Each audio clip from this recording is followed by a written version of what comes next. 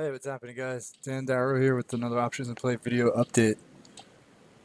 Wrapping up August, wrapping up kind of a choppy week, right? Wrapping up uh, kind of a wild month, uh, wrapping up summer. We got Labor Day this weekend, and uh, the volume has been better than normal at this point of August, but also, you figure a lot of people are still on vacation, so once we come back, the calendar switches over to September. People are back at their desks. Expect a little bit better volume, maybe. And we actually have a pretty good lineup of tech earnings coming this next week.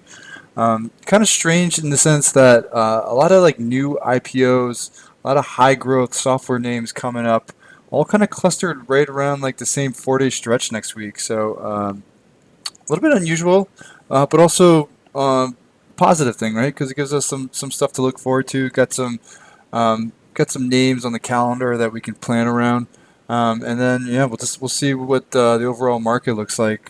See if we can find some direction because so far most of August has been pretty range bound. All right, so let's jump into things. Tuesday morning, CONN before the open. So this is historically been kind of a mover. Um, Lately, maybe not so much. The last few quarters seems like volatility has been tightening up a little bit. They're looking for about 375 this time around. So this quarter, although those are monthly options, so time you'll be paying a little bit more for time value in those. Um, Overall, I mean, I'd say like the chart doesn't look too interesting. Maybe just something to look at is if we go back a little bit further, you'll see it's kind of hovering right around this 20 level, 20 to like high teens, which as you can see has kind of been like a relatively important area of support. Underneath this, quite a bit of room lower. So it hasn't had that really big move probably since June of last year. So I mean the last few quarters have been a little bit tighter. Um, you know, me maybe just leave this alone just because like the recent action hasn't really indicated that it could possibly be a big mover, but if anything, maybe look at maybe some sort of like speculative bearish bet just because you figure if it does take out like that 17-18 area, there could be a decent amount of room underneath, just breaking like a multi-year area of support. Tuesday after the close we have Coupa.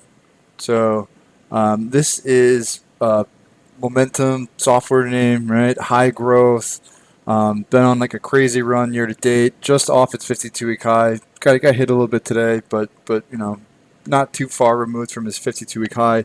Pricing in a pretty big move, 15.5 points. Those are monthly options though, and honestly, this setup has been very tough to get rewarded on this quarter.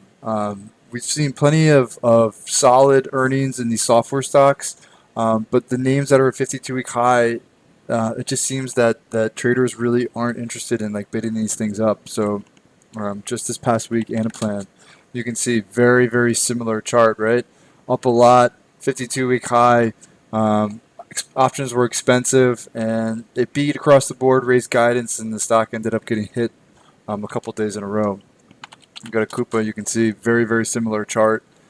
Options 15.5. That would be the biggest move ever for this stock, I believe. So just it seems that like the thing that has been working for me is kind of sitting out these types of patterns into earnings, waiting to see if there's a dip, and then maybe trying for like a bullish swing if the dip like drives it down into like a key moving average or a key trend support area. Wednesday before the open, American Eagle. So about $1.60, $1.50, $1.60, and kind of in that ballpark. Um, this gets lumped with Abercrombie, but it does seem like it's a little bit different setup. Abercrombie was a little bit tighter of a setup from like a technical point of view. Also a little bit more interesting from an option point of view because Abercrombie had been a real consistent mover the last 3 or 4 quarters. American Eagle, on the other hand, not really like a very tight technical setup, um, and actually from a just like a volatility perspective, it actually really hasn't been that big of a mover around earnings recently. So, options aren't too bad. At the same time, the chart doesn't really look great. It hasn't really been a great mover. So, I feel like Abercrombie was a better setup, and that kind of struggled to really exceed the price to move. American Eagle seems like a less interesting setup. So, me personally, I'd probably just end up leaving this one alone.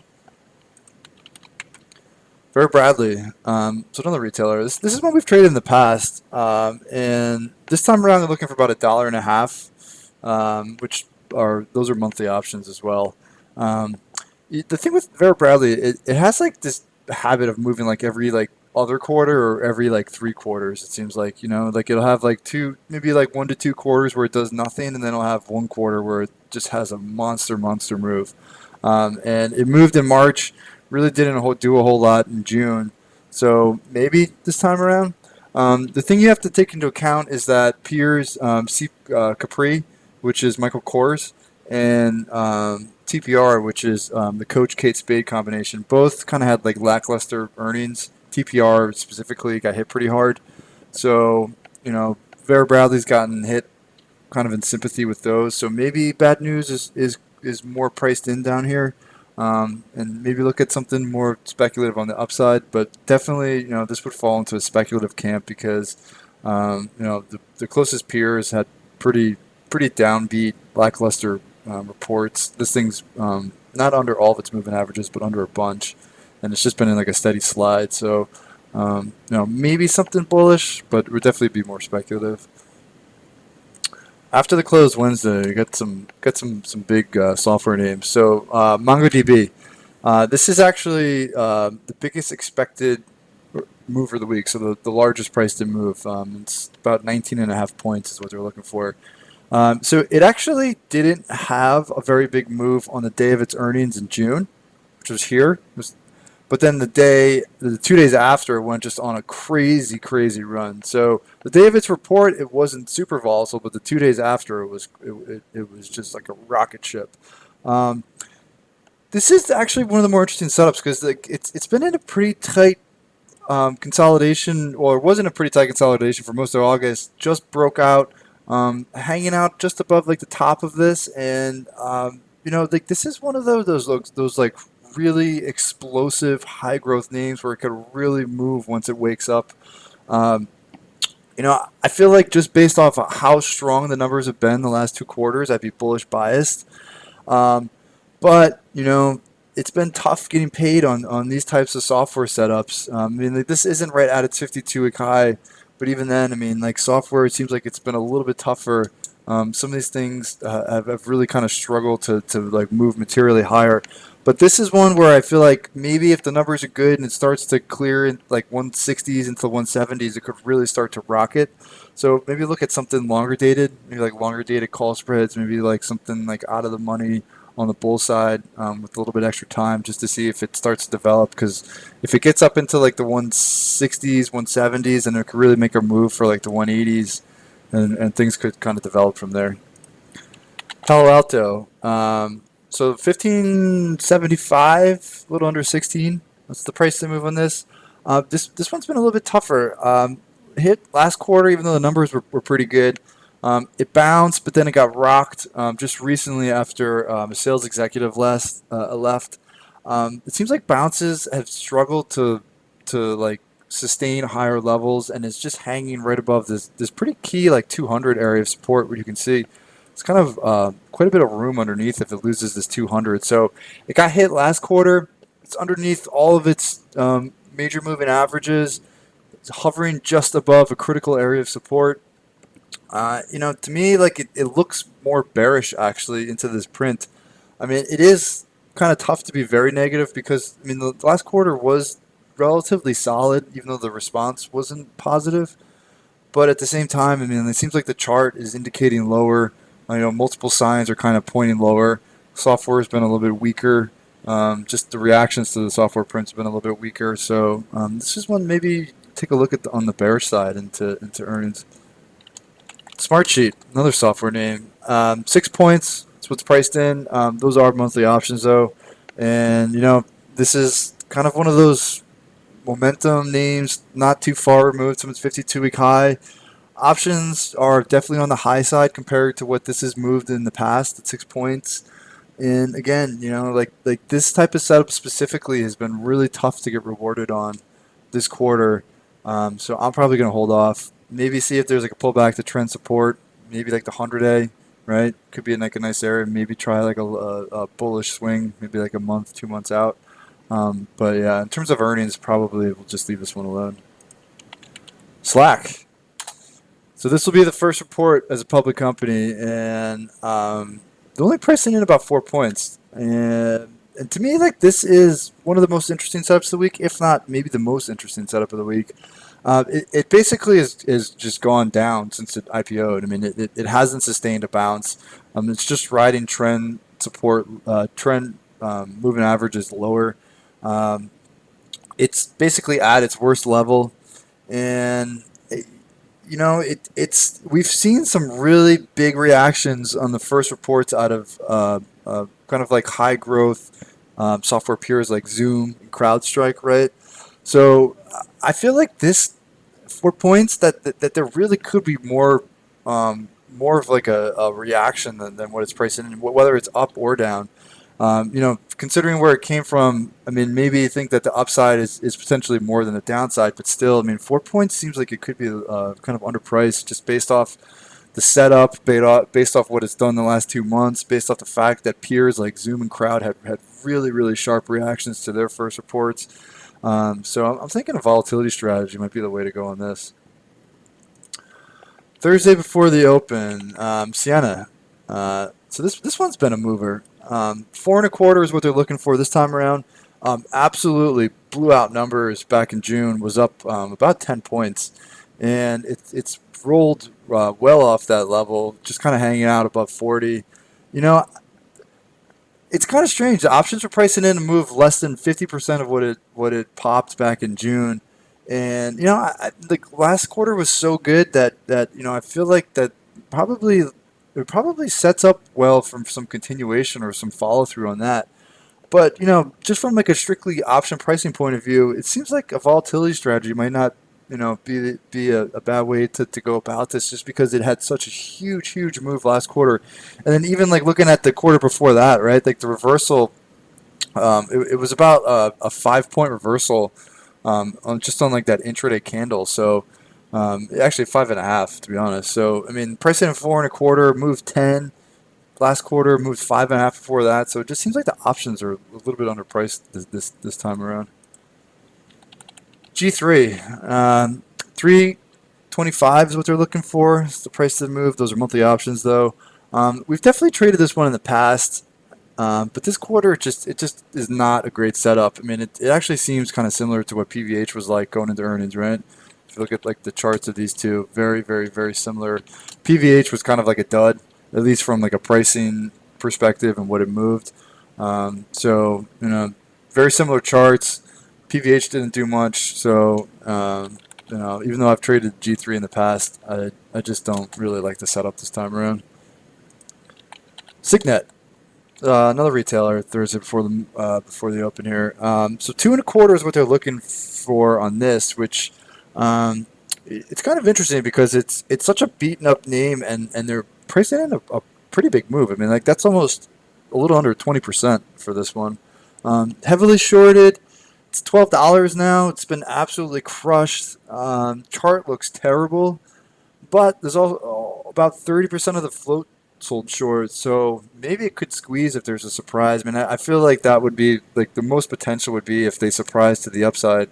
I don't know what the downside is from here, just because it's been hit so hard, sentiment's so negative, so many shares are short. It seems like if they do surprise, you could maybe see a squeeze back up into like the high teens. It seems like the first real obvious area of interest on the chart. So definitely falls in the more speculative camp, but maybe something to keep an eye on. All right, Thursday after the close, another busy software night. So CrowdStrike, like I was talking about before, pricing in 11.5. So the first report back in July, they absolutely smoked it.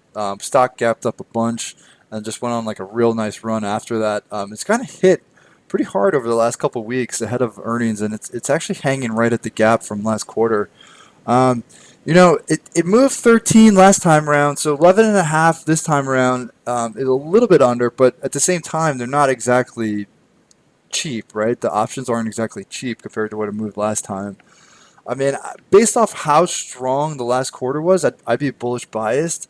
But I feel like you'd have to get risk down just because at 11 and a half, it just doesn't seem like there's like a ton of room on those options. So maybe some sort of spreads, maybe even something like a longer term spreads or even like a calendar spreads might be the way to go on this.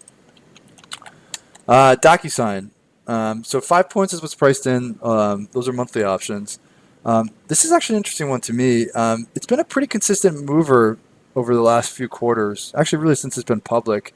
And it was hit really hard back in June. It bounced, but then it dropped quickly again. And it's been in a pretty tight range, just underneath like the low from that June earnings washout down here. Um, it moved 9 points in June also. So it's priced in five this time, moved nine in June in a pretty tight range. And if I go back further, you can see it's basically in no man's land.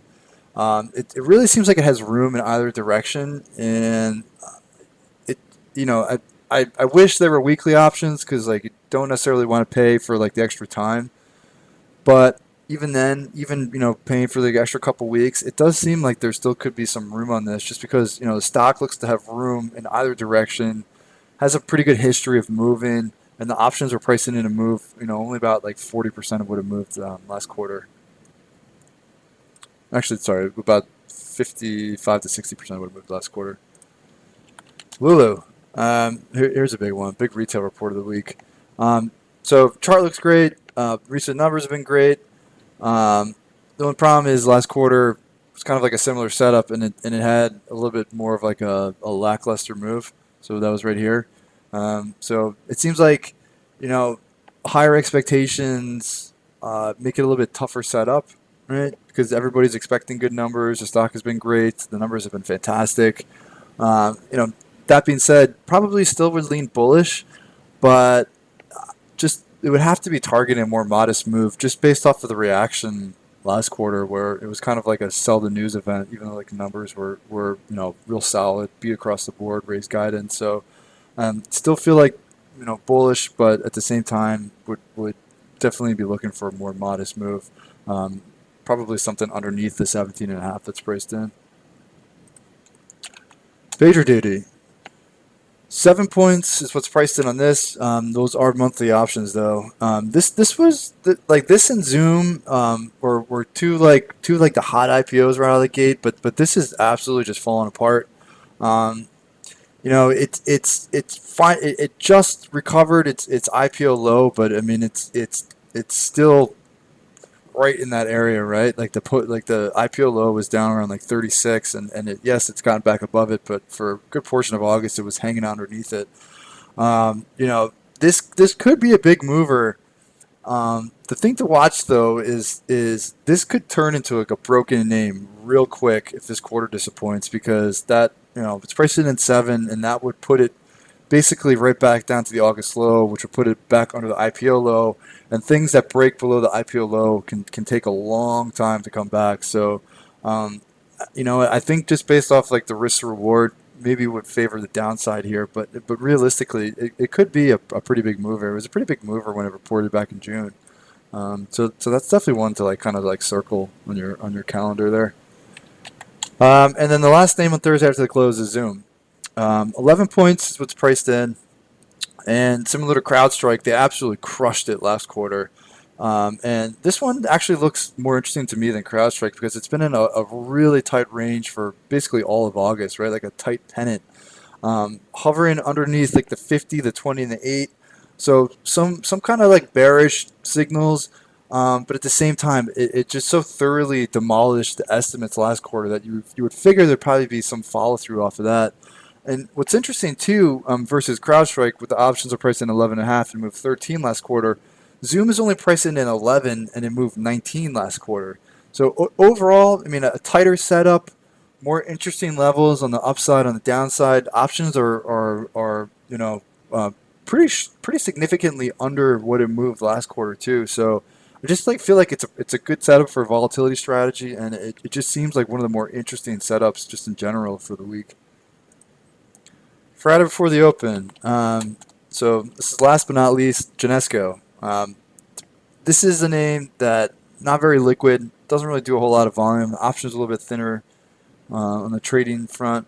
Not a consistent mover, so you can probably see where I'm going with this, right? Don't have a ton of interest in it, but there has been, occasions if you go back far enough where it has had a move. Like I said, not very consistent, but there have been occasions where it's had a move. So could be something to keep your eye on. But I mean, really, that's the only name of interest on Friday. Even then, it's not very interesting.